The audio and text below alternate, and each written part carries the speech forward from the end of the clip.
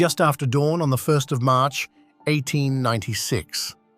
In the mountains of northern Ethiopia, near a small market town called Adwa, an Italian general named Oreste Baratieri gives the order to advance. He is confident. He commands a modern European army, rifles, artillery, the machinery of an empire that has already helped carve up a continent. Behind him, in Rome, a prime minister is waiting for news of a victory. What Baratieri does not know is that his maps are wrong.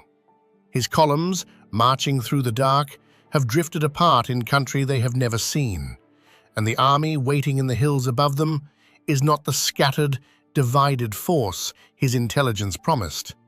It is more than 100,000 strong, and it has been waiting for him. By the afternoon, the shape of the world will look a little different. An African army will have broken a European one in open battle. Not a raid, not an ambush in the night. A defeat so complete that it will be printed in newspapers from Paris to New York and carried with it one impossible sentence. A country in Africa had told a European empire no and made it stick. More than a century later, that single morning still explains something about this place that nothing else quite can.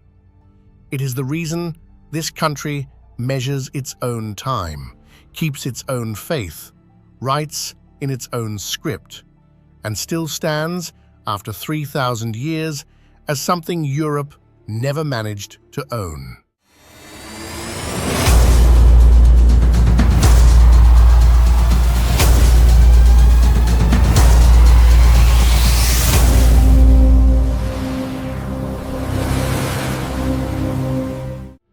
This is Ethiopia. It sits in the Horn of Africa, a landlocked highland the size of France and Spain combined. More than 130 million people live here. They speak more than 80 languages, and almost everything the outside world thinks it knows about this place is either incomplete or simply wrong. For most of the world, Ethiopia is a single image: a famine, a relief appeal from the 1980s, a few seconds of footage that hardened into a stereotype and never moved. That image was real, but it was a moment, not a country, and it tells you almost nothing about the land underneath it. Because this is one of the most singular nations on Earth. It is, by most accounts, the only African country never colonized by a European power. It is the birthplace of coffee. It may be the birthplace of humankind itself. It runs on a calendar 7 years behind the rest of the world and a clock that starts the day at dawn. It carved entire churches downward out of solid rock 800 years ago, and it did all of this while the continent around it was being claimed, divided, and renamed by foreigners with pencils and maps. To understand how, you have to start with the land.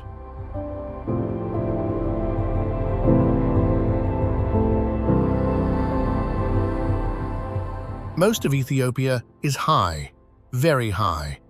At its heart sits a vast plateau, lifted thousands of meters above the deserts that surround it. They call it the roof of Africa, and it is not a metaphor. Around 30 million years ago, the Earth's crust here cracked open. Molten rock flooded out across the Horn of Africa, layer upon layer, until it had built a basalt highland nearly 1.5 miles thick. Then the rains came. Over millions of years, rivers cut down through that rock, carving canyons, escarpments, and towers of stone. The result is the Simian Mountains, and there are few landscapes on Earth that look quite like them. The land simply ends. You walk across rolling grassland, and then the ground falls away beneath your feet, a 1,000-meter drop into blue haze, with jagged pinnacles rising from the valley floor like the spires of a drowned cathedral. The escarpment runs for kilometers. From the edge, the curve of the horizon feels close enough to touch. Somewhere in this range stands Ras Dashen, the highest peak in Ethiopia, rising over 4,500 meters. The air is thin here. Frost forms at night, even close to the equator, and life, where it survives, has had to become something found nowhere else. Because these mountains are islands. Not islands of water, islands of altitude. The cold highland is cut off from every other highland by the hot lowlands between. And anything that lives up here has been marooned, evolving alone for a very long time. Move quietly along the cliff edge at first light, and you will meet the most successful of these survivors. A herd of geladas grazing in the frost. At a glance, they look like baboons. They are not. The gelada is the last of an entire branch of primates that once spread across Africa, and it is the only primate left on Earth that lives almost entirely on grass. Not fruit, not meat, grass. They sit on their haunches and shuffle along the turf, plucking blades with quick, delicate fingers for hours at a time. A patch of bare red skin glows on each one's chest, an hourglass of color that deepens when the animal is ready to breed. The herders here have a name for it. They call the gelada the bleeding heart. They move in troops that can number in the hundreds, the largest gatherings of any primate outside of humans. At dusk, they pour back over the lip of the escarpment and climb down the sheer cliff face to sleep on ledges no leopard can reach. They have been doing this on these same cliffs since long before the first city was built anywhere on Earth. Higher still, on the most broken ground, lives an animal even rarer, the walia ibex, a wild mountain goat with great curved horns found in the Simian Range and nowhere else in the world. A few hundred remain. They graze on ledges barely wider than their own hooves, balanced over the drop, where almost nothing can follow them.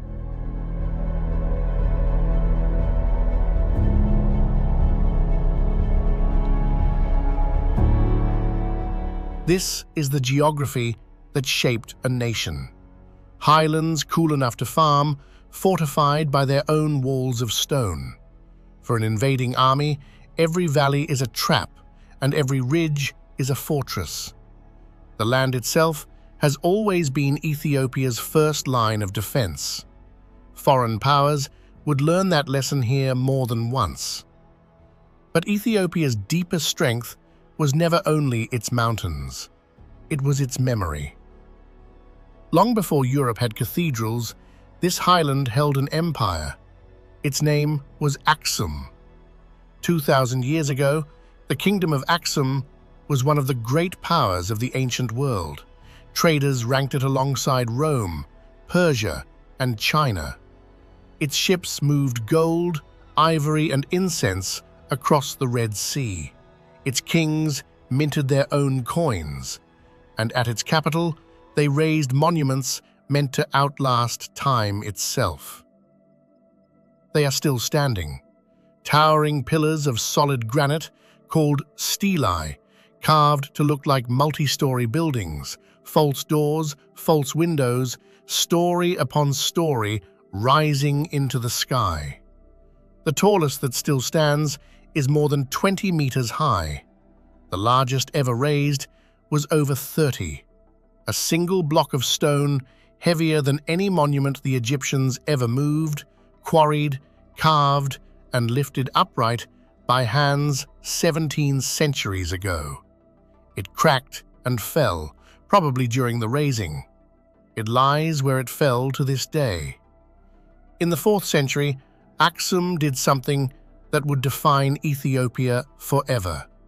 Its king converted to Christianity, making this one of the first nations on earth to adopt the faith as its own, decades before Rome did the same. And here, the story becomes something more than history. In the town of Aksum, behind a fence, beside an old church, stands a small, plain chapel. A single guardian monk lives inside it.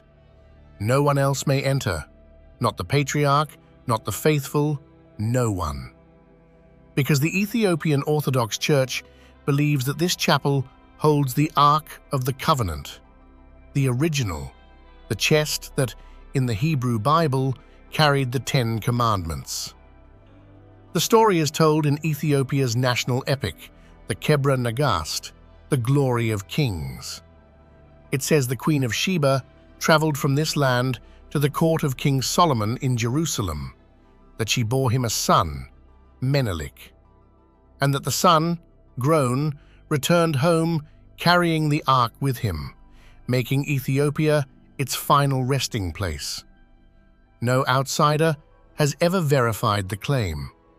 The monk speaks to no one, the chapel stays sealed, and every Ethiopian Orthodox church built since has kept a replica of the ark in its holiest room, a copy of a thing that here is treated as real beyond question. Whether the chest in that chapel is what they say it is, almost misses the point. What matters is that a nation built itself around the belief that it is. That faith became the thread that held Ethiopia together through 3,000 years, and it has never let go.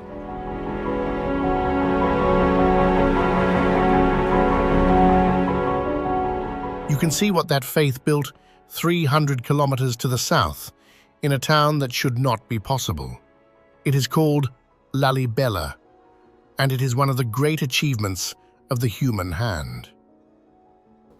Around 800 years ago, the legend goes, a king named Lalibela set out to build a new Jerusalem, a holy city for a people who could no longer safely make the pilgrimage to the real one, now that the routes had closed behind centuries of war.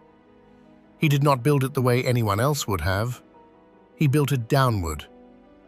Lalibela's churches are not made of stacked stone.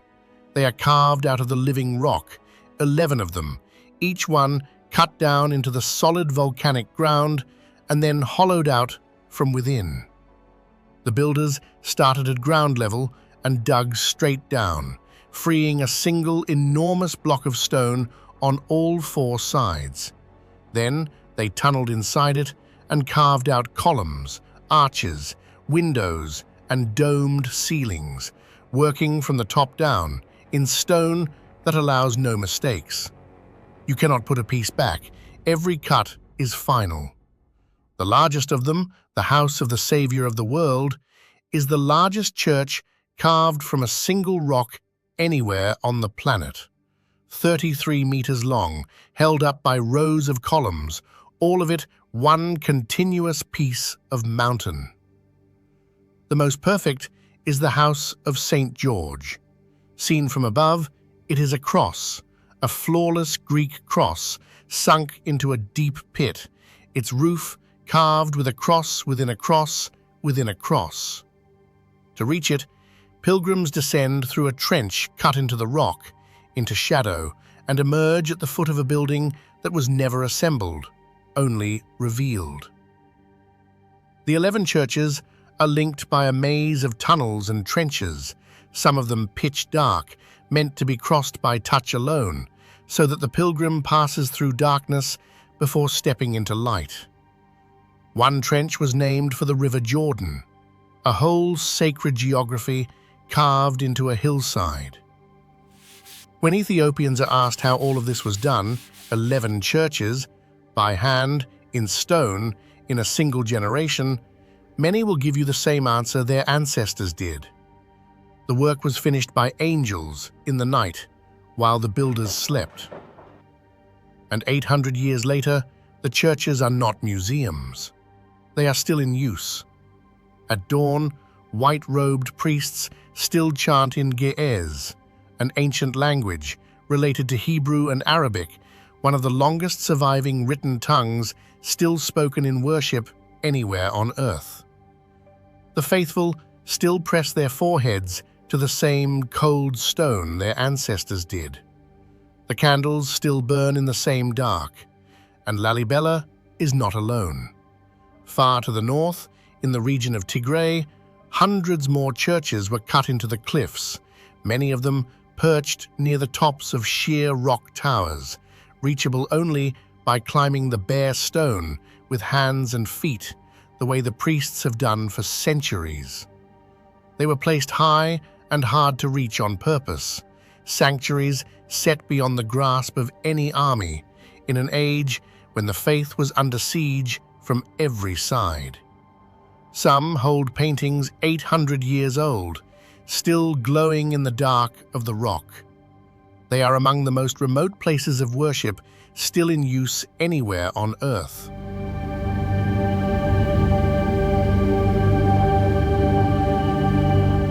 This is also where you begin to notice that Ethiopia keeps time differently than the rest of the world. And it is not a small difference. The Ethiopian calendar has 13 months. 12 of them have exactly 30 days. The 13th is a short month of 5 days, 6 in a leap year, a kind of remainder tucked onto the end of the year. The new year does not fall in January, it falls in September, after the rains, when the highlands turn gold with wildflowers. And the year itself is different.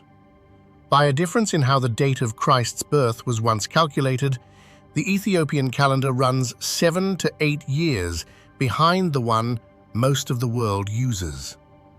Step off a plane in Addis Ababa, and in a real sense, you have arrived in the past. The Ethiopians did not adopt the world's calendar.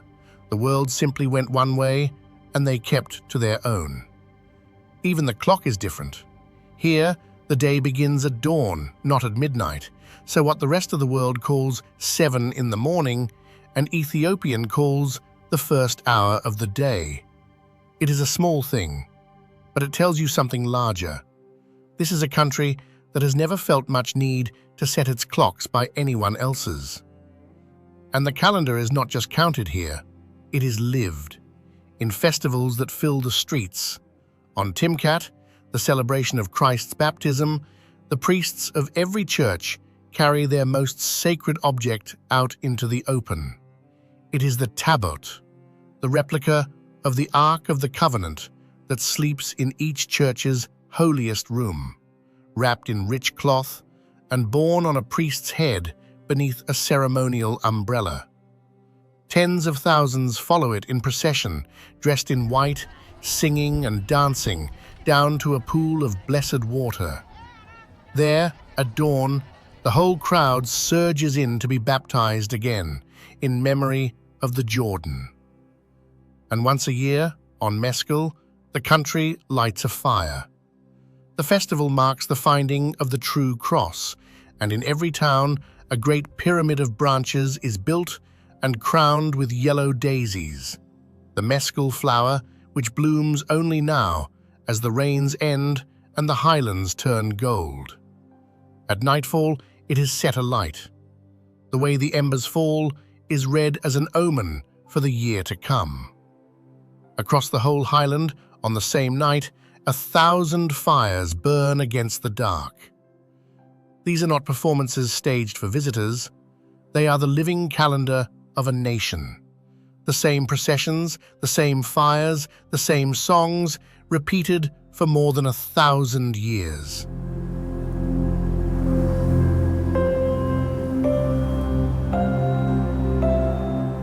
And there is one gift this highland gave the world that the world cannot do without.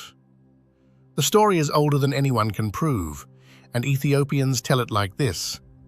Sometime in the highlands long ago, a goat herder named Kaldi noticed that his goats, after eating the bright red berries of a certain bush, refused to sleep, leaping and dancing through the night. He tried the berries himself. He felt the same strange spark.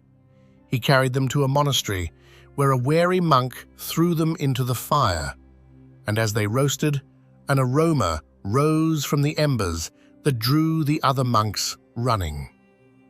That bush was coffee, and it grows wild in these forests still. Ethiopia is where coffee began. The very word may trace back to Kaffa, a region in the southwest where the wild plants still grow under the shade of the forest canopy. The names of its growing regions are spoken with reverence by anyone who has ever cared about a cup: Geographic, Sidama, Harar. For generations, coffee was the country's largest export, the green beans carrying the highlands out into the world. But here, coffee is not a product, it is a ceremony. Green beans are roasted over coals in front of the guest, the smoke fanned toward them as a welcome. The beans are ground by hand, brewed in a clay pot, and poured in 3 rounds, each with its own name. To rush it would be an insult. The whole thing can take hours. In Ethiopia, the offer of coffee is the offer of time. And time, here, is the most generous thing a person can give. That generosity has a quieter partner, working in the same highland flowers: the Ethiopian honeybee. These bees gather nectar from the highland blooms and the white-flowered shrubs of the escarpment, and Ethiopians have kept them for thousands of years, hanging hollow log hives high in the trees, out of reach of honey badgers and bears. The honey they make is the foundation of tej, a golden honey wine fermented in the home and poured at weddings, holy days, and funerals alike. A single tree in the right valley can hum with a sound older than any cathedral bell. The flower, the bee, the honey, the feast, a chain of small things that has fed the country's celebrations since before its kings. And at the center of every Ethiopian table is a grain that almost no one outside this country has ever grown. It is called teff, a cereal so small that a single seed is barely larger than a grain of dust, and so well suited to this highland that it thrives where little else will. Ethiopia grows nearly all of the world's teff. Ground into flour, fermented for days, and poured thin onto a hot clay griddle, it becomes injera, a soft, sour, faintly spongy flatbread the size of a tabletop. It is plate and meal and utensil all at once. The injera is laid down flat, the stews and vegetables spooned on top, and everyone at the table eats from the same surface with their hands, tearing pieces of the bread to scoop up the rest. To feed someone a bite by hand, a gesture they call gursha, is a sign of affection and respect. The food is shared from a single circle by design.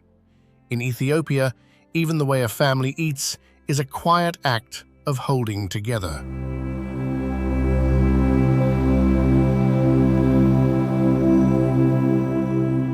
To the north and west of the holy cities, on a green plateau near a great lake, sits a place that interrupts every assumption about African history.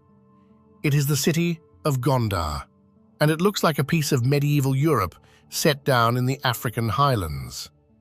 For 2 centuries, beginning in the 1600s, Gondar was the imperial capital, and its emperors built castles, real ones.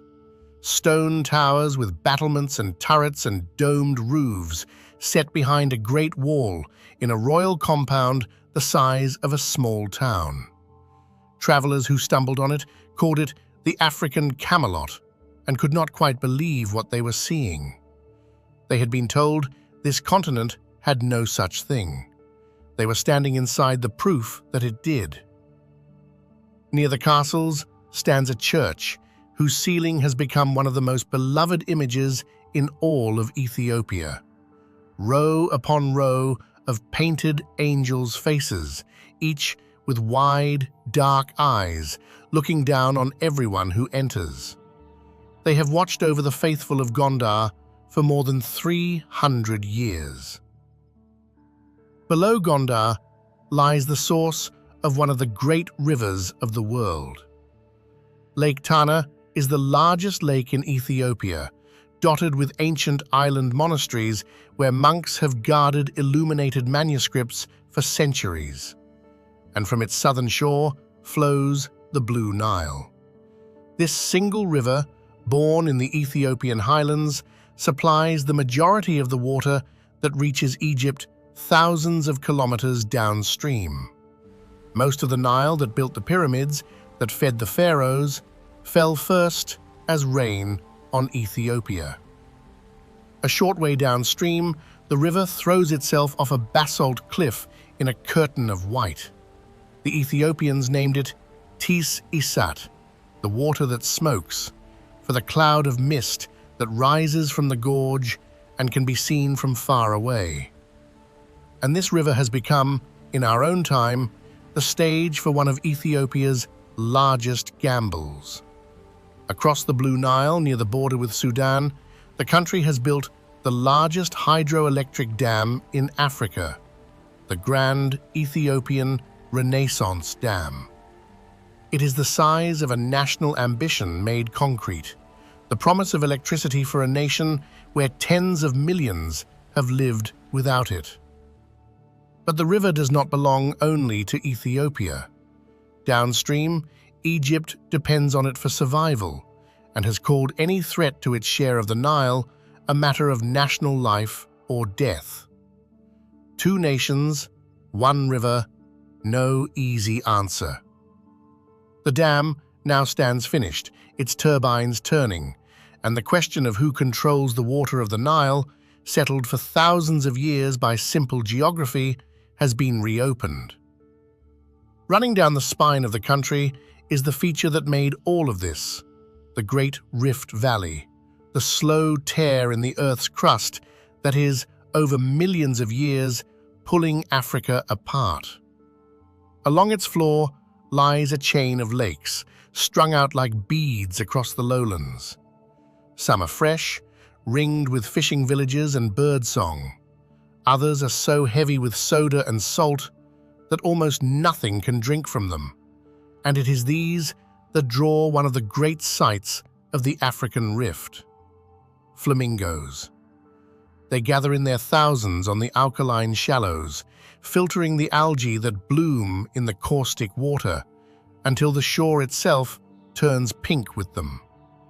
When they rise together, the whole edge of the lake lifts into the air. But the rift can turn against the people who farm its margins. Out of these dry lowlands come the locusts.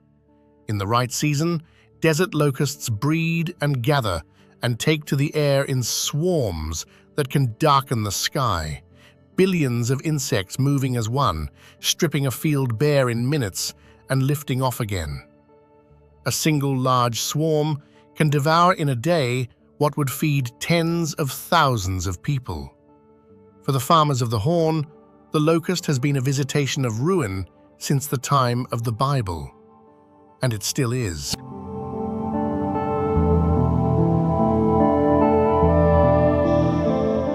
Now leave the green highlands behind, and the country changes into something almost unrecognizable.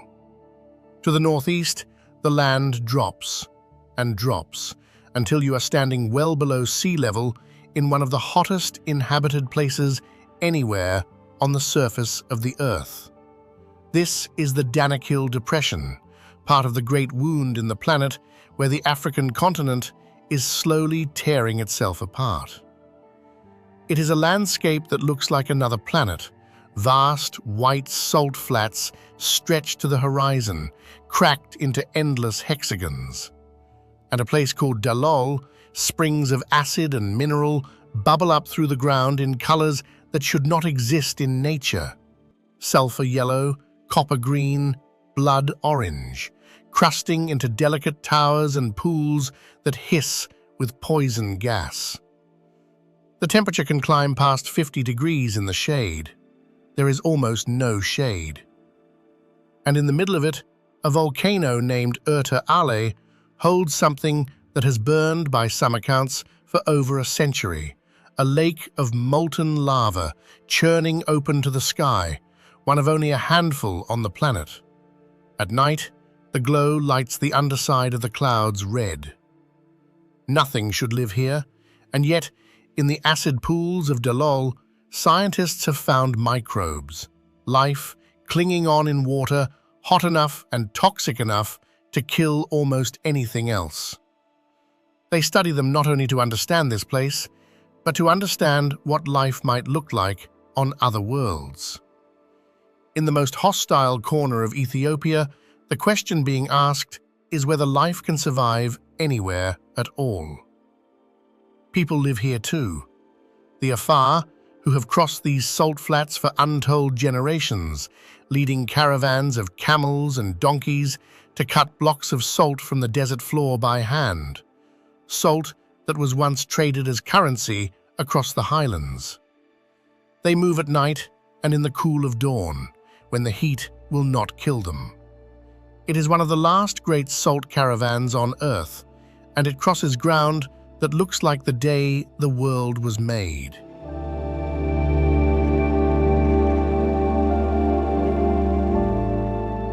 But the Danakil holds something even older than the salt roads.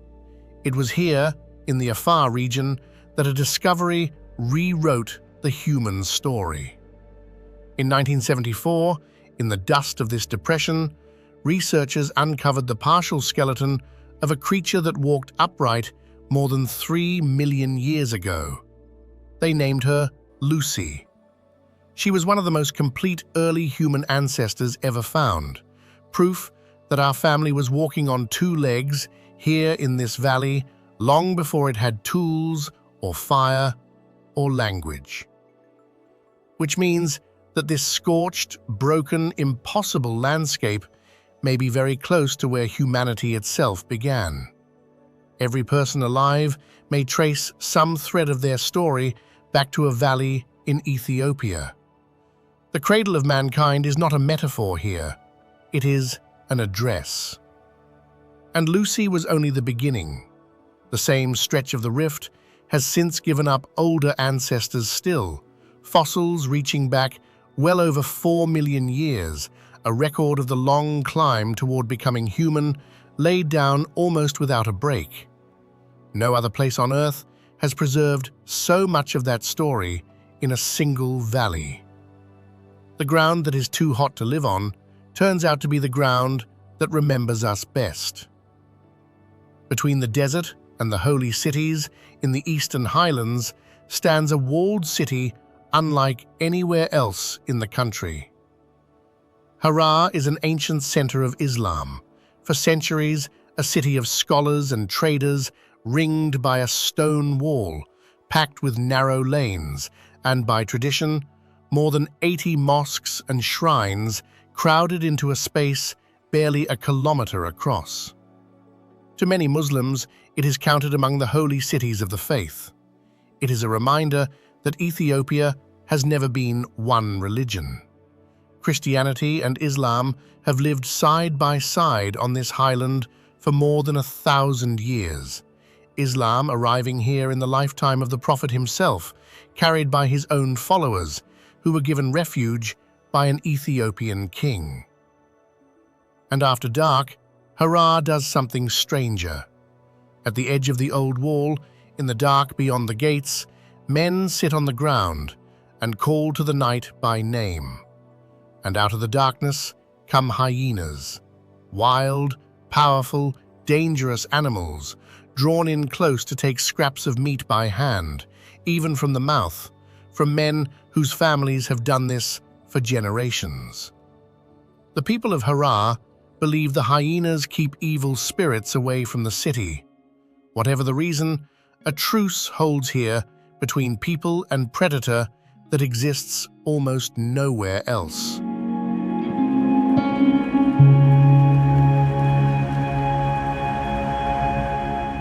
South of Harar, the highlands rise again into a second great mountain world, the Bale Mountains. And it is here, on the high moorland above the tree line, that Ethiopia hides its rarest creature of all, the Ethiopian wolf. Slender, russet red, with a long muzzle and an elegant, almost delicate frame, It is the rarest wild dog on the planet and one of the most endangered carnivores in all of Africa. Fewer than 500 are thought to remain, scattered across a handful of highland islands, the Bale Mountains chief among them. It survives by specializing. While other wolves hunt in packs, the Ethiopian wolf hunts alone, stalking the burrows of the giant mole rat across the Afro-alpine grassland, a rodent found, like the wolf, only here. The two are bound together. Where the rat digs, the wolf hunts, on a moorland that exists nowhere else on Earth. But the islands are shrinking. As the climate warms, the cold highland the wolf needs is creeping higher up the mountains, and there is only so far up it can go. Disease, carried by domestic dogs from the farms below, has swept through whole populations. The Ethiopian wolf is running out of mountain. Its persistence for now is measured not in centuries, but in the careful work of the people trying to keep it alive one more year. Far to the south, where the highlands break apart toward the border with Kenya, lies a valley that holds Ethiopia's other kind of richness, not stone, not faith, but people. The lower Omo Valley is one of the most culturally varied places on the continent. More than a dozen distinct peoples live along the river, each with its own language, its own customs, its own way of marking who they are. Communities here are known for elaborate body painting drawn from the minerals of the riverbank, for intricate beadwork, for ceremonies that bind one generation to the next.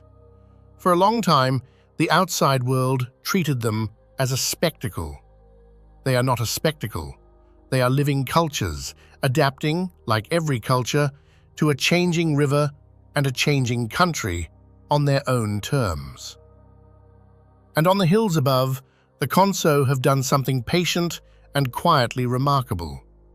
For 400 years, on dry and difficult slopes, they have raised terraces, thousands of kilometers of dry stone walls that hold the soil against the rains, turning steep hillsides into farmland that has fed them for centuries.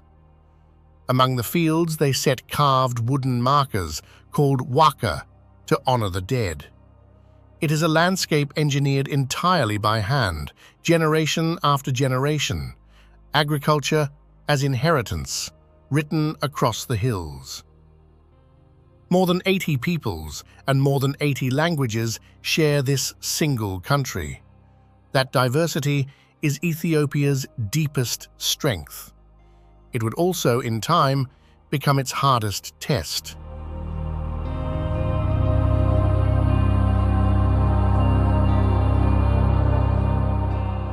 All of this, the wolves, the churches, the salt roads, the calendar, the faith, survived because of one thing above all: Ethiopia stayed free. While almost every other nation on this continent was being claimed by Europe, Ethiopia was not. And the place where that freedom was decided is a city that did not exist until a little over a century ago. In the 1880s, an emperor named Menelik II and his empress Taitu Betul founded a new capital on the central highland, near a cluster of natural hot springs. Taitu gave it its name, Addis Ababa, the new flower. Today, it is a city of more than 5 million people, the highest capital in Africa, a sprawl of glass towers and corrugated rooftops and coffee houses, choked with traffic and rich with argument. It is the seat of the African Union, the political heart of a continent. The headquarters where Africa speaks to the world sits, by deliberate choice, in the one country the colonizers never took. That is not an accident. It is a statement. And to understand why Addis Ababa carries that weight, you have to go back to the morning we began with, the morning at Adwa, and finally tell the whole of it. In the final decades of the 1800s, Europe descended on Africa in what became known as the Scramble. In the space of a single generation, nearly the entire continent was carved up among a handful of European capitals, borders drawn through deserts and forests by men who had never seen them, peoples divided, kingdoms erased. Italy, late to the empire game and hungry to catch up, fixed its eyes on the Horn of Africa, on Ethiopia. The trap was set with paper, not weapons. In 1889, Italy and Ethiopia signed a treaty in a place called Wuchale. But the treaty had two versions, one in Amharic, one in Italian, and they did not say the same thing. The Amharic version said Ethiopia may use Italy to conduct its foreign affairs, if it chose to. The Italian version said Ethiopia must, making the country, in Rome's reading, an Italian protectorate, a possession.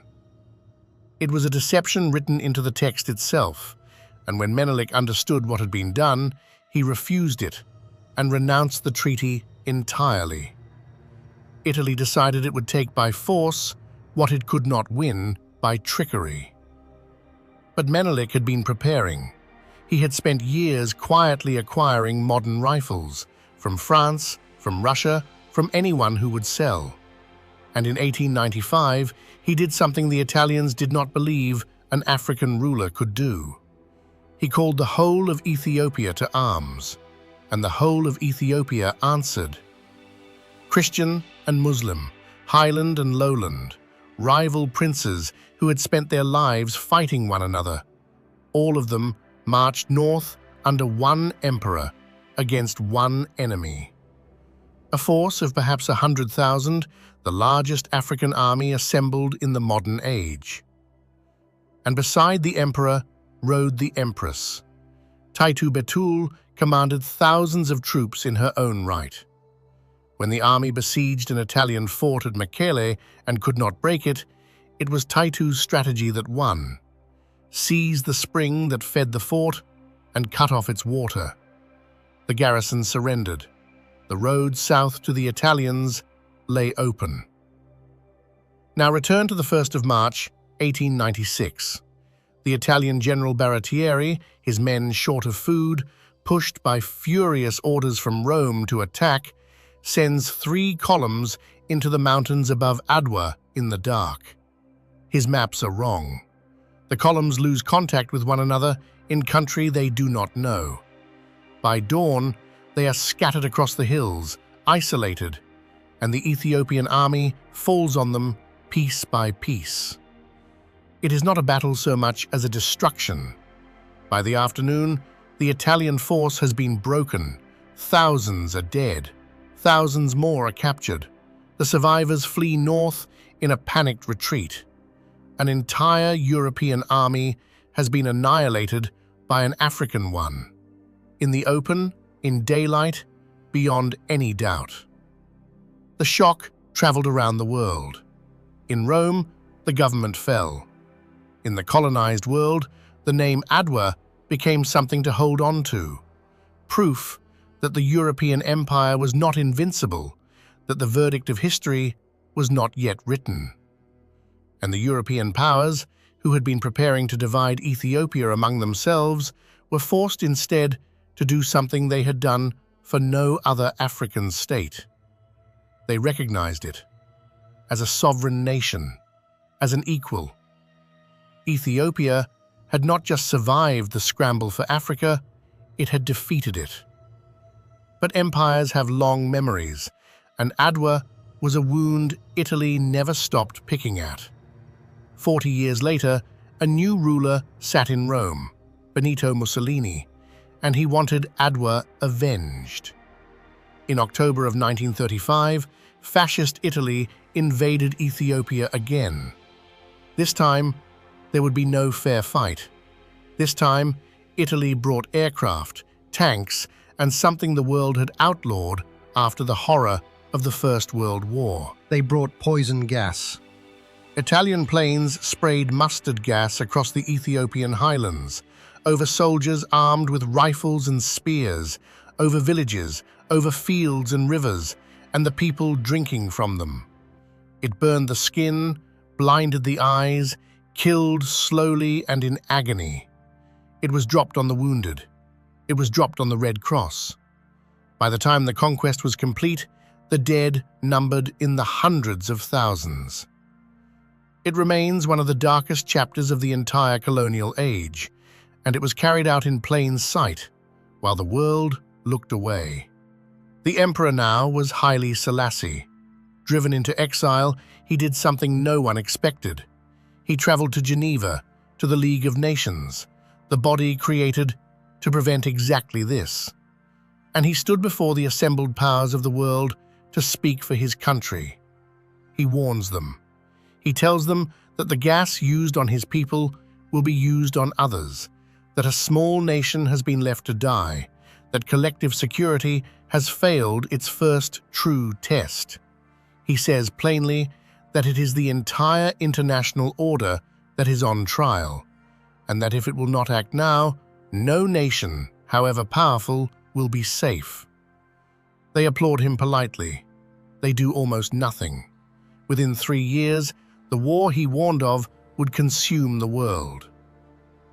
And the occupation itself was brutal beyond the battlefield.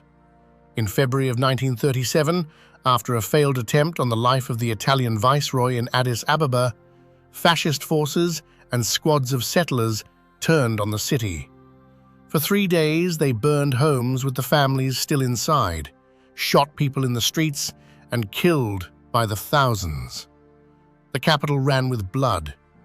It was one of the worst single atrocities of Italy's entire colonial history, and for decades it went almost unspoken outside Ethiopia. But Ethiopia was never fully conquered. From the mountains, the same mountains that had always been the country's fortress, fighters called the Patriots waged a relentless resistance that the Italians could never put down. Men and women both. They held out for 5 years, and when the wider war turned and Allied forces moved into East Africa, the Patriots rose with them. In the spring of 1941, Haile Selassie rode back into Addis Ababa, 5 years to the day, by some accounts, after he had been forced to leave it. The occupation was over. Italy's African empire was finished, and Ethiopia's strange, hard-won record held. It had been bloodied, gassed, and occupied, but it had never surrendered, and it had never been made a colony. It had bent and broken in places and risen again. And the meaning of that survival reached far beyond Ethiopia's own borders. For people of African descent across the world, under colonial rule, under segregation, under the daily insistence that they were somehow lesser, Ethiopia was living proof of the opposite. Its independence, its ancient crown, its victory at Adwa became a banner to rally behind.